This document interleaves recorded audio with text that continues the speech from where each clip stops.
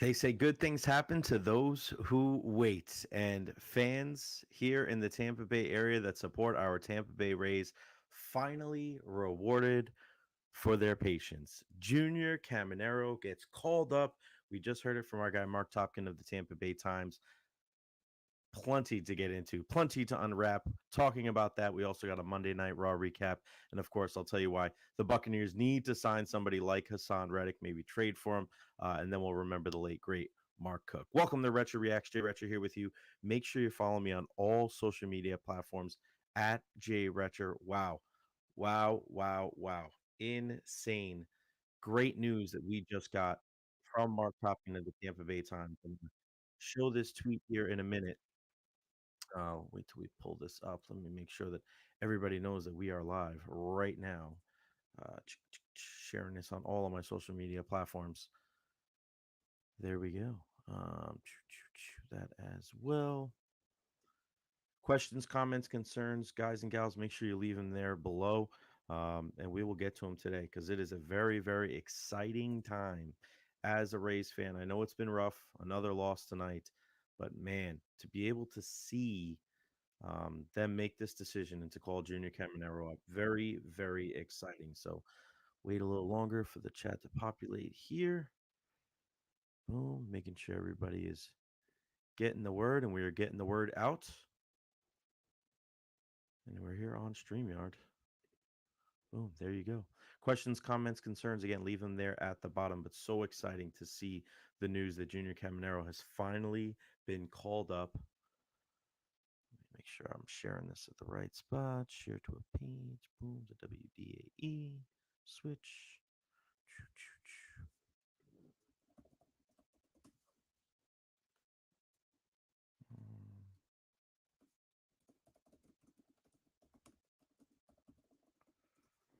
Originally, we were going to talk a little Monday Night Raw to start off, but man, when this news of Junior getting called up, I mean, my goodness, that's gotta take precedent, right? You bet your butt it does. Let me make sure that I'm getting everything up there. Gotta like, appreciate everybody. Let's keep this thing going. Boom, boom, boom. Sharing to a page as well. I want to make sure that everybody has an opportunity to talk Junior Caminero tonight getting called up.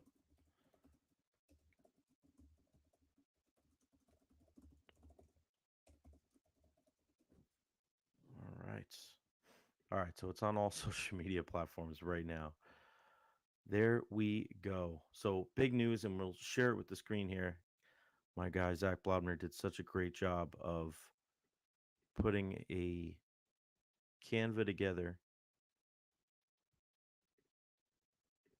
Let's see for you here. Share screen. That's it. There we go. And there you go. Tampa Bay calls up their top prospect, Junior Caminero from Durham, to join the Tampa Bay Rays, per Mark Topkin of the Tampa Bay Times. Such a good thing if you're a Tampa Bay Rays fan. Again, another tough loss tonight to the Houston Astros. And this team, ever since the trade deadline, really has had trouble stringing games together where the offense was a big time factor. But now you see it. Now you see a move like this that is just going to send a jolt through the fan base. And that is exciting. That is very, very exciting to be able to see this news, to see Junior Caminero getting called up. And we've heard whether it was Pat Donovan on the morning show, whether it's Zach Blobner on Jay and Zach, or our guy Tom Krasnicki. I know he just said it, I think it was today, that he thinks that he'll be up there by September 1st. Well, it's August 12th. They'll be here tomorrow, August 13th. Junior Caminero up with the Rays. That is just, it's awesome. What great news there. And they need it. They need that jolt, man. They need something. They need that little boost. Even though it doesn't necessarily have to do with something like, all right, it's going to, now you look at this team, oh, they're going to make a postseason run. I don't know if it's necessarily about that. It's not necessarily about, all right, now they're going to try to make the wild card. Nah, I don't know if it's that's the point. Get him up here, get him some experience, give this team some experience with him, The fan base deserves it. You guys go to these games, right? It's exciting. I'm excited. You're looking at Junior Caminero and his stats here in AAA, and last night for Durham, 3 for 4 with a home run, and his average jumped up to 276. And you start looking at this offense that the Rays have been putting out there, and you're like, all right, enough is enough. Let's get Junior up here. Let's get Junior up with the club. 6-1 tonight. Just looking at what they weren't able to do offensively in this game against Houston tonight with Framber Valdez on the mound. Taj Bradley did not have his best game. Taj, and that was originally what I was going to speak about when I was getting the show ready tonight, was something with Taj Bradley. 4 1/3, 8 hits, 6 runs, all of them earned, 2 walks, 6 Ks, giving up a pair of home runs. But with Junior Caminero getting called up tomorrow, or getting called up so he'll join the team tomorrow, that certainly takes precedent. You look at the third baseman that was in the lineup tonight, Caballero, 0 for 3, average down to 238. Christopher Morel's really struggled since he's joined the Rays via trade from the Chicago Cubs. And you just look, only 4 hits tonight, 2 of them coming off the bat of Taylor Walls, a double and a triple there. Another hit from Dylan Carlson as well. And Curtis Mead chipped in with another hit. This is going to send shockwaves through the fan base today. And it's also going to really, how can it not excite the players on the team? Like, you know who some of the best players are throughout the organization, and not just the guys that are with the big club. You know who's down on the farm. You know who's at the AAA level. And Junior Caminero getting called up is just one of those things. If you're a Tampa Bay Rays player, you know, you saw this news on the way home from the game. You might be a little deflated that you lose this game to the Houston Astros, and now your record is 59-59 after 118 games. Your prospects of making the playoffs are dwindling, yes, but this is a move that's got to give you a boost. It's got to give you a little lift. And shout out to Bird's Nest Radio here asking a question: when do you think we'll see Carson Williams come up another year or so? Probably not this year, maybe next year, maybe the year after that. But Carson Williams, in my opinion, is the guy that has to be the shortstop for this team as they turn the corner and start this kind of next phase of this Tampa Bay Rays squad. You saw it this year. You saw it with the trade with Randy Arozarena. You saw it with the trade of Isak Paredes. This team is starting to, okay, like, what are we going to look like in 2025 and beyond? Because this lineup that they've put out at the end of last year and then this year, not cutting it. You're not going to compete. I know your pitching is going to be good, and everybody's excited, myself included, very excited what the pitching is going to look like next year. But you got to be able to hit too, because there's other teams here in the American League. I mean, you look at the team with the #1 ERA and the #1 WHIP in all of baseball, the Seattle Mariners. I mean, they're not going anywhere. And they just got Randy Arozarena. They have Julio Rodriguez. They have J.P. Crawford. They have some good players, good position players to go with that pitching. And let's not even forget about the teams in the AL East, where you're looking at the Baltimore Orioles. They're not going anywhere. The Yankees, even if they don't bring back Juan Soto, they're still going to have Garrett Cole and Aaron Judge and Stanton. They still have a bunch of players too. So the Rays have to be able to compete, not just with the pitchers, but they need guys that are going to be able to put the ball in play, cause havoc on the base pass, and drive in runs, move the baseball. Too many averages when you look at them tonight: 238, 211. I mean, Yandy's the outlier. He's batting 270. Morel's 192. DeLuca's 188. Series 199. Mead 238. Jackson 114. Walls, who had 2 hits tonight, 165. It's wild to think the Rays in their starting lineup tonight, out of the 9 hitters that the Rays had in the starting lineup tonight, 5 of them, 5 of the 9 had batting averages under 200. That used to be unheard of. But now it's kind of commonplace, especially with this team.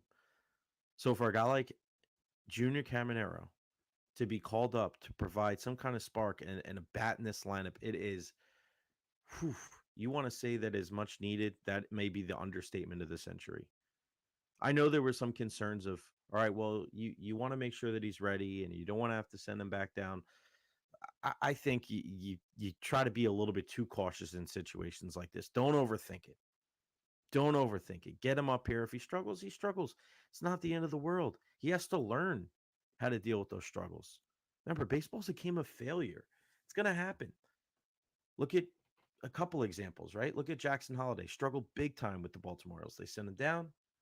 He spends some time in AAA. They call him back up, and now you'll probably never see him get sent back down. Josh Lowe, remember a couple years ago, they traded Austin Meadows for Isak Paredes, not just to get Paredes, but to open up a spot for Josh Lowe. He struggled, got sent back down, and yeah, he had a tough year, but the very next year, last year, bounces back, had a career year. So I think at times we look at these baseball players and you want this kind of perfect scenario to call them up where, all right, they're going to get called up. And we want to make sure that every box is checked. That's not realistic. Sometimes guys get pressed into duty earlier than expected. I mean, hell, nobody expected to see Junior Caminero with the team last year, but he did. And you saw him take some of those big hacks in batting practice and the opportunity that he got in the playoffs. Like you saw him and said, man, if that guy connects, he's going to hit one to the moon. So he goes down to AAA, and the countdown was on. And we had that same countdown for years. I mean, we had it with Wander Franco, had it with Willie Adames as well. And Junior's kind of the latest guy. That countdown clock was on. And now, finally, his number is being called. Again, if you missed it, Mark Topkin of the Tampa Bay Times tweeted out a couple hours ago that Junior Caminero will be joining the Rays on Tuesday. I want to hear from you, Rays Nation out there. If you're checking me out on Twitter, if you're on YouTube, if you're on Facebook, come check me out right now and let me know. What are your thoughts on Junior Caminero finally getting the call up to the big leagues and being able to be a part of this Tampa Bay Rays team? I just, where's he going to fit in the lineup? I mean, I love it. Just, I don't care where he bats. Bat him leadoff, bat him second, bat him third, bat him cleanup. Um, I just think this is a move that Rays fans are going to be excited when they wake up tomorrow morning. If you didn't see this move and you wake up and you see, oh, wow, Junior Caminero's finally called up. Our prayers are finally answered. Uh, yeah, it's a happy day for the Tampa Bay Rays. You're always going to remember this. You're going to remember the day he gets called up. And in a season where there's been a lot of, push and pull and a lot of underperforming and injuries and wondering when guys are going to come back, you can look back on this moment, August 12th, going into August 13th, 2024, and say, all right, that was the day that Junior Caminero was called up, and that was when he was here to stay. Because for all the things that we've been hearing about Caminero, and a lot of the times it is Eric Neander on with Tom Krasnicki on Fridays over on WDAE, what he keeps saying is, all right, well, we want to make sure he's right and he doesn't have to get sent back down. And they're trying to make sure they're very careful with this entire process. And you can understand it, even though I thought it was a little too overblown. I think they could have brought him up sooner. And I know I'm not the only people that thought that. I thought it would have been a much better idea to bring him up closer to the trade deadline when you were still within shouting distance of the wild card. Making a run to the postseason with a guy like Junior Caminero, that is valuable experience. But the Rays decided to err on the side of caution and just say, hey, let's take our time with Junior. Let's not, rush him up too quickly. And then he starts really the last couple of games. I mean, you just look back at some of the stats just in August. First couple of games, 2 for 4, 2 for 5. After an 0 for 4, he went 2 for 5 with a home run, and then 3 for 5 with 2 RBIs. After another 1 for 4, 1 for 5, and then 3 for 4. So this is a guy 14 for 40 in the month of August. He's batting 350 this month with an on-base percentage of 366. He doesn't walk a whole hell of a lot. He struck out eight times, but this is a guy that when you watch him play, he gives you that sense of, all right, this is a top player. This could be a top player in the game. He's a top prospect, and we've been waiting. We've been waiting for the call up, and we finally got it. So kudos to Eric Neander and everybody involved with the Tampa Bay Rays making this decision. And it was a good PR move as well, right? For all the things that the Rays have had to go through the last couple of years to be able to call up your top prospect in Junior Caminero. It gives the fans not just excitement this year, but excitement for the next few years as we get closer to the new stadium And that was obviously the biggest news when it comes to the organization this year. The vote passing with the city, the vote passing with the county, and having an idea that sometime in January 2025, the shovels will finally go into the ground. They will break ground on a new stadium. But this is up there as well. This is up there as well. Maybe not to that same level as the stadium, but it's really, really cool to see a guy like Junior Caminero excite the fans. And you look all across social media right now, and again, you can follow me at Recher.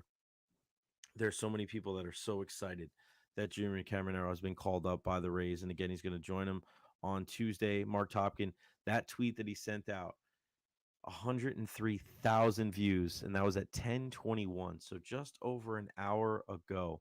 Mark Topkins' tweet, hearing that top prospect Junior Caminero has been called up by the Rays, will join him on Tuesday. Over 103,000 views, 69 replies, 291 reposts, 832 likes. So not just Tampa Bay Rays fans, but baseball fans in general, looking at a guy like Junior Caminero and saying, hey, it's time to be excited for the Tampa Bay Rays, even though the season hasn't really unfolded the way we've liked, but you never know. With let's see how they are right now. We're looking at the wild card, and we knew that it was going to be a steep climb in the second half of the season. And just looking at it right now, as far as the wild card goes, there's still five. There's still 5.5 games out of a wild card. Now they're going to have to catch a team like the Kansas City Royals and hop above teams like the Boston Red Sox and the Seattle Mariners. But even though it's highly unlikely, 118. So what do they have? They have 44 games to go. So if they can go on a historic run, you never know. The pitching's there. I know the offense has been light, but you're bringing up a guy like Junior Caminero. So very, very exciting as a Tampa Bay Rays fan. And if you're going back to read this, feel free to leave your comments below. And we will definitely talk about this big time, starting at 6 a.m. on Pat and Aaron tomorrow morning on WDAE. And Zach and I will tackle it about a little over 12 hours right from now on Jay and Zach. Our guy Tom Krasnicki is going to be very excited to talk about this as well because they've been bringing this up for weeks.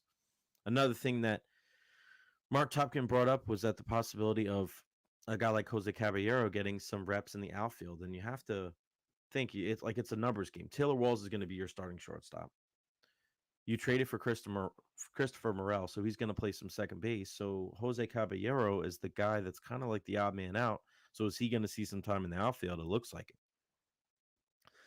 Carlson has seemed to settled in left field. Josh Lowe's probably a right fielder. Siri in center. Does Caballero go there? I think that's the logical move for him. You love his energy. You love his base running. You like that he can put the pressure on the defense and try to put the ball in play. At times, Jose Caballero has been one of the only guys that has provided a spark for this team as they've gone through some of the doldrums of this season. But you got to find a place for him. And Jose Siri, another guy, struggling with that batting average. But again, I look back at the lineup tonight. 5 guys of the 9 in the starting lineup with batting averages under 200. So I don't care if it's too early. I don't care if it's too late. All I care is that Junior Caminero is going to be called up, put in the lineup Tuesday, and hopefully not moved for the rest of the season. This team sorely, sorely needs an injection of life in that lineup, and Junior Caminero is exactly what the doctor ordered. So very excited to see him taking some hacks, and I will be there at Tropicana Field tomorrow for the game against the Astros. Zach and I will both be there, and I'm going to try to get there early enough for batting practice. So I'll take some videos. This is why you want to follow me on social media at JRetcher, because that is worth the price. That is worth the price of admission, seeing Junior Caminero take BP. So looking forward to that tomorrow. All right, let's talk some Buccaneers football here. And listen, one of the big news stories from earlier today in the NFL was that Haason Reddick requests a trade from the New York Jets. He hasn't even played a down for the New York Jets after getting traded to New York from the Philadelphia Eagles in the offseason. And the reason why Philly traded Haason Reddick was because they didn't think they were going to come to a agreement on a long-term deal. So they move him on to the Jets. They ironically signed Huff, who was the best pass rusher for the Jets last year. Philly bolsters their pass rush with him, so it was kind of like a trade without a trade. And now Haason Reddick wants out of New York. And I heard Adam Schefter from ESPN say earlier today that the Jets were under the assumption that Haason Reddick would report and they would work on a deal as he was playing this year. And yeah, I'm sure Haason Reddick's like, no, your assumption is wrong. And you know what happens when you assume? Yeah, exactly. So for the Jets to think, and it's kind of weird because I have some New York fans on my timeline as well, uh, trying to put the blame on Haason Reddick in this situation. I don't know how that is possible because that's the reason why he's not in Philly anymore. So why did you think that it was going to be any different? Like, oh no, everything's going to be fine. Everything's going to be good. When he comes to the Jets, they'll work it out. I mean, if this was a possibility in Philly, they probably would have kept him there. But no, that's not what happened. So he's there. He wants out. And we posed this before the end of Jay and Zach today. And I know our guy, Tom Krause, I think he brought it up on the drive as well. I really hope that Jason Light and Greenberg and the entire crew over there with the Buccaneers give a legitimate look into acquiring Haason Reddick. The Buccaneers need help with the pass rush. Gosh, if you looked at that preseason game, there was a lot of positives. But one thing that you really saw was that the pass rush was non-existent. Non-existent. And it has been the last couple of years. And we've been hoping that a guy like Yaya Diaby would be that dude to kind of, all right, hey, things are going to be different with him on the outside. You draft a guy like Chris Braswell. Hopefully he's on the other side. But Yaya Diaby goes down with an injury. He's not going to play in the preseason. Do we really trust that he's going to be 100% for week one? I'm not. We were hearing the same thing when Kalaji Kancey went down in the preseason. Oh, it's okay. He'll be fine. He's not going to play in the preseason, but he'll be fine for week one. Wasn't the same. And it took him a couple games to really get up to speed, and then he was a factor. The same thing, in my opinion, is going to happen with Yaya Diaby. And if he is so important to your team, why rush him back? But you saw the Buccaneers try to address the pass rush in the offseason, bringing in a veteran like Randy Gregory. That has been an absolute cluster bleep. He hasn't even shown up to the Advent Health Training Center at One Buccaneer Place. He's not going to suit up for the Buccaneers. So there is a hole there. They need to bring somebody in. So why not Haason Reddick? Bring in this guy who, at 29 years old, has played in every game. He hasn't missed a game in his entire NFL career. And he continues to produce year in, year out. There's certain guys that just they have a knack for getting to the quarterback. And Haason Reddick is that guy. At 29 years old, he just knows what to do to get to that quarterback and to bring him down. And if you're the Tampa Bay Buccaneers, why not go out and get a guy that can absolutely transform your pass rush? You know what he wants as far as money goes. The Buccaneers can figure it out. They figure it out with everybody. But when you look at a guy the last 4 years, his final year in Arizona, he had 12 and a half sacks, then 11 with Carolina, and then his last 2 years with the Philadelphia Eagles, 16 sacks and 11 sacks. The Buccaneers could sorely use a guy like this. He's played in 114 games, all 114 that he's been eligible to play since he got drafted out of Temple with that first round pick back in 2017. He's been there. He's been on the field. Now he wants somewhere in the vicinity of 25 to 27 million dollars a year. If I'm Jason Light, I'm trading for him. I'm also including Joe Tryon-Shoyinka in the deal. He's making around $3 million this year. The Jets need another pass rusher to go with the couple of the young kids that they have. They would probably look at JTS as, hey, man, we get him in our system. You get him with Robert Saleh. With those three guys, Jermaine Johnson, Will McDonald, and Joe Tryon-Shoyinka, I think for them, they look at it as, hey, a former early round pick. Let's get JTS in here. We could do some good things with him. It's better than nothing, especially at this time of the preseason. Who the hell else are you going to get? If you're going to make a trade with a team and get rid of Haason Reddick, you're not going to get a pass rusher back for the majority of these teams. Like a team like Atlanta, who lost Braylon Trice, who desperately need to address their defensive line and their pass rush. Okay, you make a trade with Atlanta. Maybe you get a second round or a third round pick, but does that help your pass rush this year? No. But if you're the Jets and you make this trade with the Buccaneers, I think, you'll still get a draft pick, third round pick, maybe a conditional pick, fourth round pick, and maybe you get a guy like JTS. Why would you do that if you're the Bucs? Offset some of the costs. Okay, you have $20 million in cap room. You can work on an extension, give him a 2-year deal or a 3-year deal. You have experience doing this with a guy like Baker Mayfield. He wants $25 million a year. I think you can get the low end on that because you're in a state with no income tax. 2-year deal, 50 million with 40, 45 guaranteed. I'd be cool with that. I mean, of course I'd be cool with that. It's not my money. But if you're Jason Light and you can find a way to do this, change up that contract, kick some of the can down the road, this is the type of guy you want to do it for. Now, if you're going to go out and acquire a guy like Haason Reddick, maybe you acquire a guy like Haason Reddick because you don't have any kind of pass rush at all. See, to me, this is the kind of move, if the Buccaneers do end up completing it, that puts them over the edge defensively.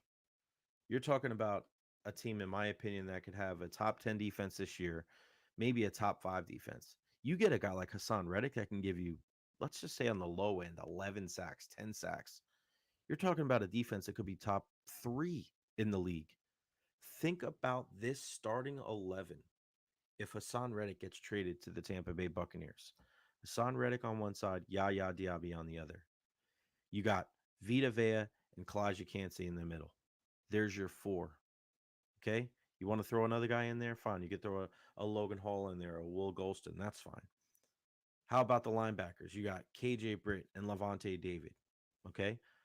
On the outside, your corners, Jamel Dean and Zion McCollum. And then your safeties, Antoine Winfield Jr., Jordan Whitehead, Tyke Smith, Christian Izien, who's just an absolute ball hawk. Like, how many playmakers did I just name? More than 11. More than 11.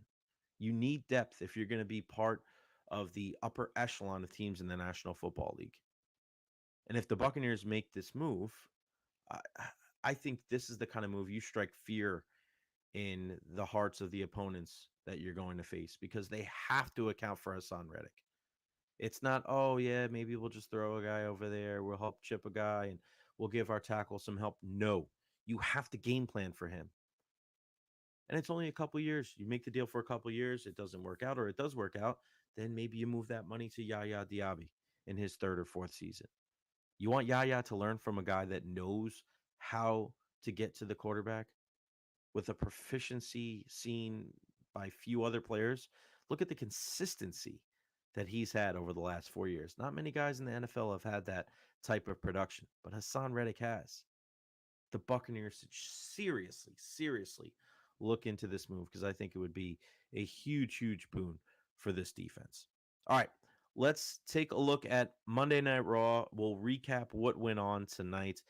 Austin, Texas, the University of Texas. How much fun was that? It ends with Braun Breaker winning his 2 out of 3 falls match against Sami Zayn.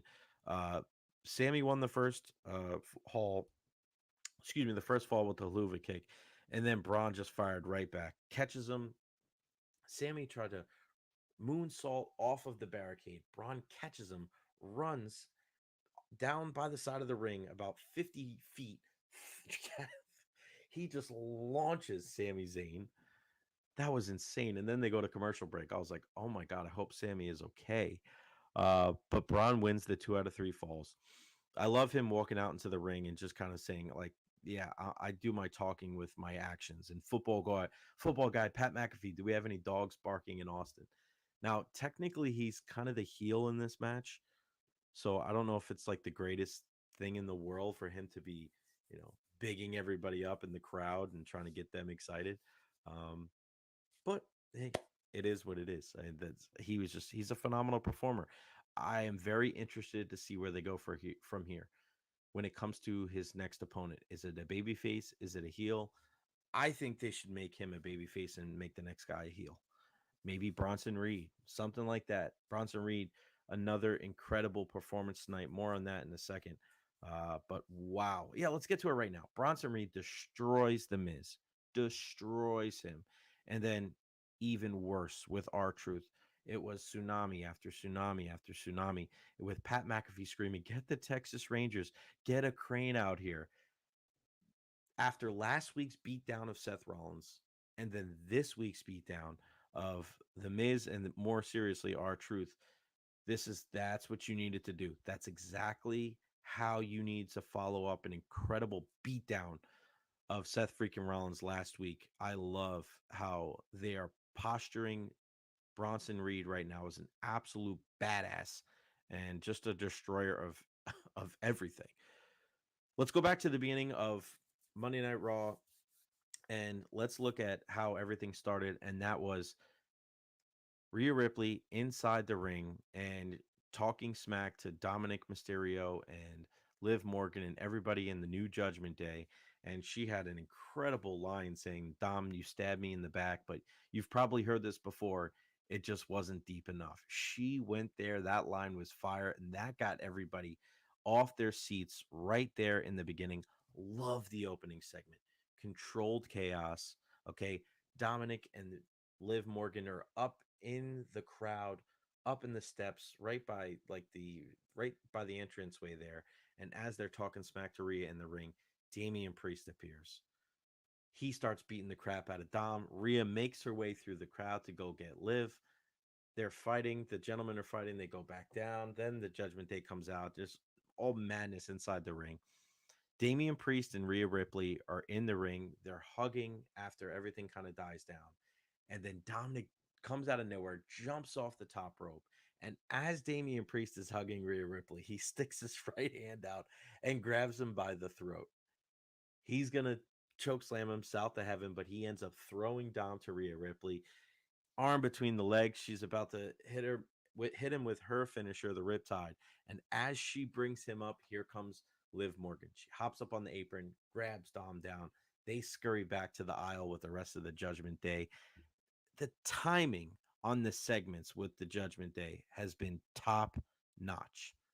Love it. Love what they are doing. I love how this writing team, it's not just about the wrestling, it's about the performance as a whole, how they're crafting each of these segments, how they're written, how people are going into the segment, coming out of the segment, how they're just pulling the person away at the right time. Everything. It's a performance, like it really is. I know I was listening to something today, we're talking about wrestling is like a soap opera and it's about timing, and it is to me it's almost like live theater, but the timing has just been impeccable lately, and just it brings that sense of realism. And man, it's they're on their game right now. Shout out to Eric Moreno. What's going on, buddy? How are you? Appreciate you for coming on by and checking me out tonight as I go over Monday Night Raw. I've already talked about Junior Caminero getting called up from the Tampa Bay Rays and the Buccaneers and why they need somebody like Haason Reddick. But back to the Monday Night Raw recap. Odyssey Jones wins a squash match, but you can still feel that awkwardness with Xavier Woods and Kofi Kingston. Is it time? Like, is it time for Xavier Woods in that heel turn? They've been teasing it now for the last couple of weeks with Karrion Kross and the Final Testament. He's speaking to Xavier Woods, letting him know that Kofi only cares about himself. He doesn't care about him. And Odyssey Jones, I thought this was a good little twist there in the speech today. Oh no, Odyssey Jones isn't here to replace Big E. He's here to replace you. And you can just tell every little backstage segment, every little in-ring segment the last 2 weeks with the guys from the New Day, Woods is not on board 100%. So is this one of those things where they tease it, they tease it, they tease it, and then they bring it back? It's almost like that State Farm commercial with the old man with the dollar. Oh, you got to be quicker than that. Or is this finally the time where you see Xavier Woods turn heel and you break up the New Day? And I think, maybe it's time to do that. Maybe it is time to break up the New Day. It doesn't look like Big E's going to come back anyway, anytime soon. So if that's the case, maybe these guys need to find a new path and a new journey. Odyssey Jones and Kofi. Okay, maybe that's a new tag team or a new group that they can start. But it seems like Xavier Woods really needs to go in a different direction because they need a fresh coat of paint on whatever they're doing right now. And shout out to our guy Eric. Uncle passed away 2.5 weeks ago. R.I.P. Uncle Jim. R.I.P. Uncle Jim. If he was a big time sports fan in the Tampa Bay area, I'm sure that he had a lot of good memories the last couple of years with the Rays and the Lightning and the Bucs. Eric, I know you as a big Bucs fan. Um, yeah, sorry to hear that, man. That is awful.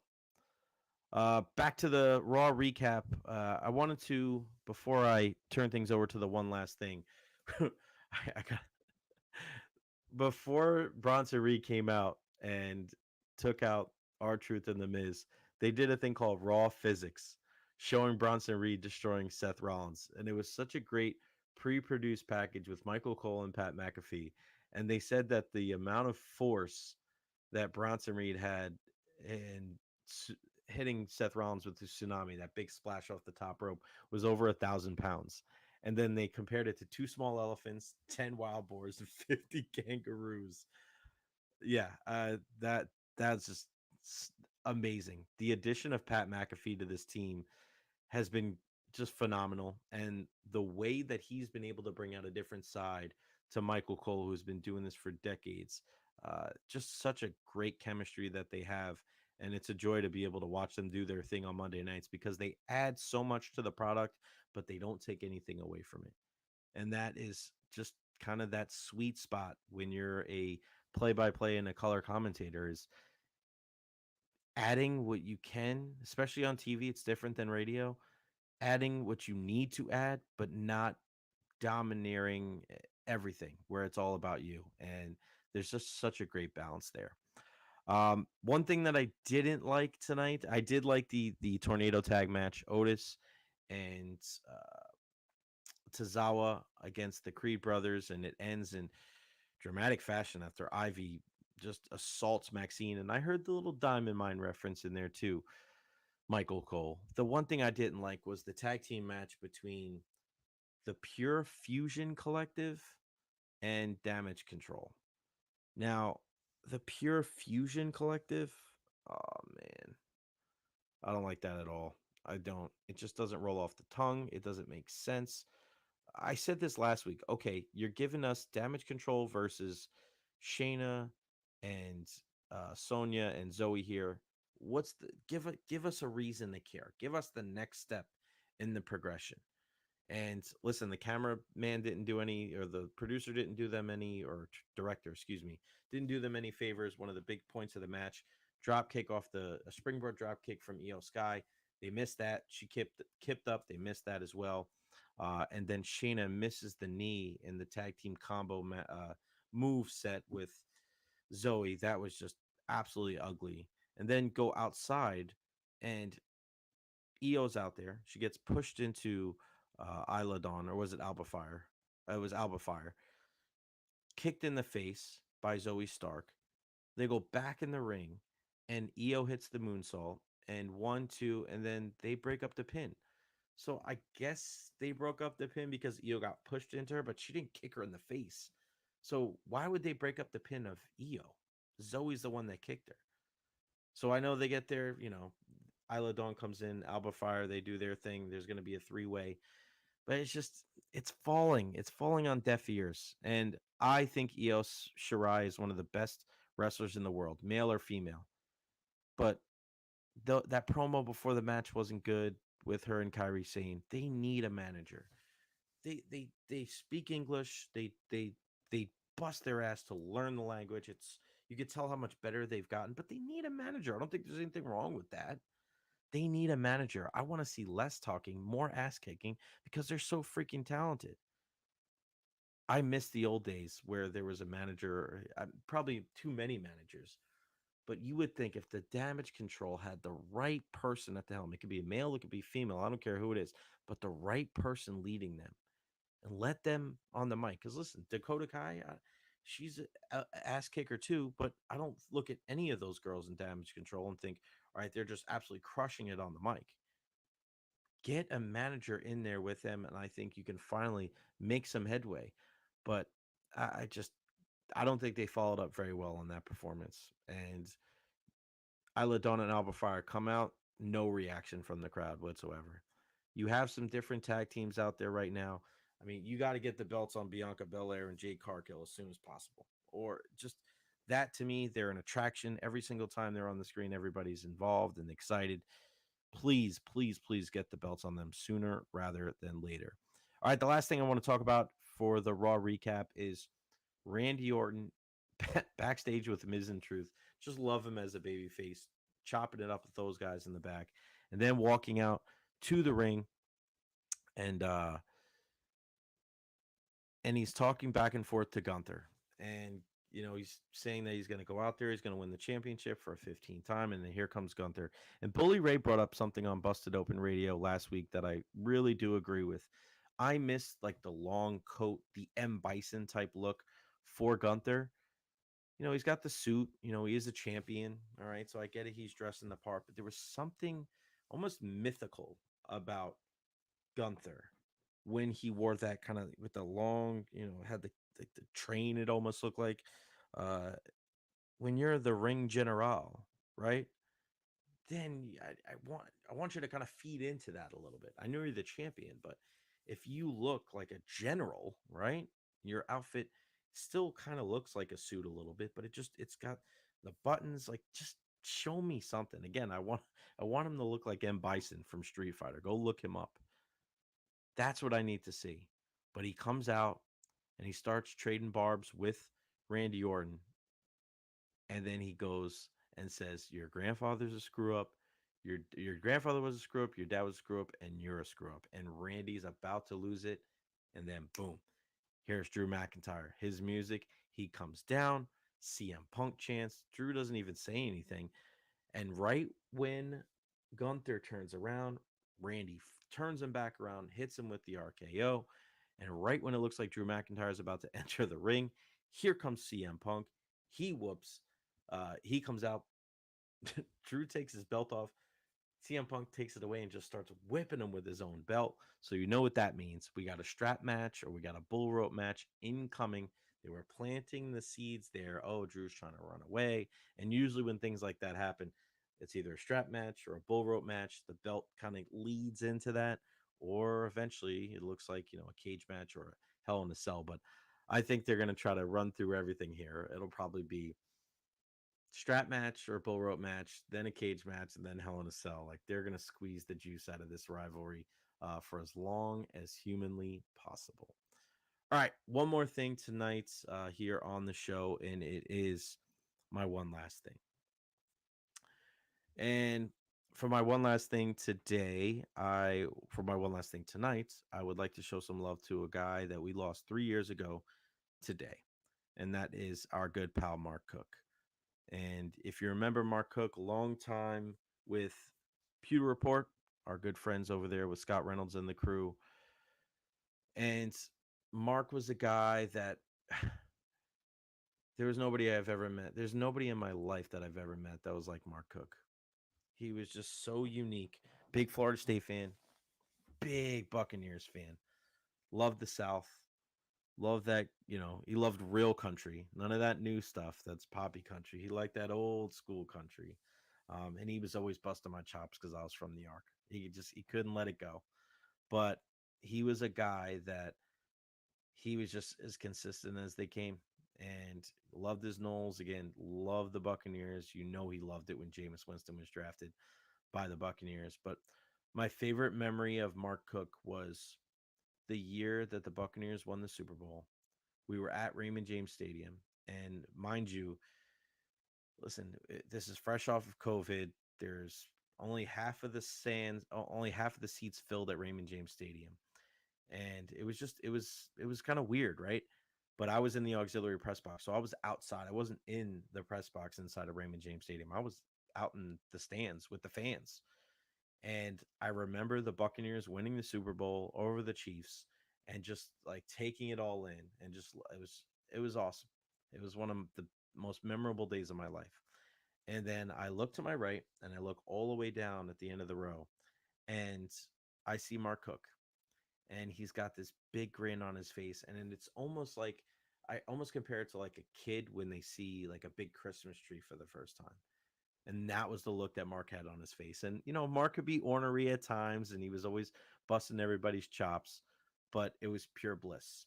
It was pure happiness from a guy that, he was a fan through some of the rough times of the Tampa Bay Buccaneers. But to be able to see him in his element that day, it's something that lives with me and it'll live with me forever because I actually talked to Mark the day before he passed away. And I was up visiting my parents in New York. And I remember I got the word and I was sitting outside and I was dumbfounded. I couldn't believe it because less than 24 hours before that, I was talking to him and then he was gone. And all I kept doing as I was sitting outside on my parents' patio in the middle of, August 12th was that day when the Buccaneers won the Super Bowl and looking down that aisle and seeing Mark Cook and how happy he was. And I'm hoping that now he's in a better place and looking down at us laughing at all the crazy takes we have about the Buccaneers. And I'm sure nobody would have been more pissed off of what happened last year, the Florida State Seminoles, than our guy Mark Cook. So Cookie, we miss you and we love you and we think about you all the time. And on a day like today, we will always, always remember you and tell a lot of great stories because there were very few storytellers around here in the Tampa Bay area, especially about our Buccaneers, that were better than you. All right, make sure you follow me on all social media platforms at Recher. What a crazy night with Junior Caminero, the Buccaneers, Monday Night Raw, and our guy Mark Cook. Like, subscribe if you're checking me out on YouTube for the first time. Again, like and subscribe, and again, follow me on all social media platforms at Recher. It's getting late. It's almost midnight. I gotta hit the sack. Hope everybody has a great rest of your night. Check me out tomorrow starting at noon on Jay and Zach. And again, I'll be at Tropicana Field tomorrow for Junior Caminero's debut with the Tampa Bay Rays here in 2024. I'm gone. Peace out.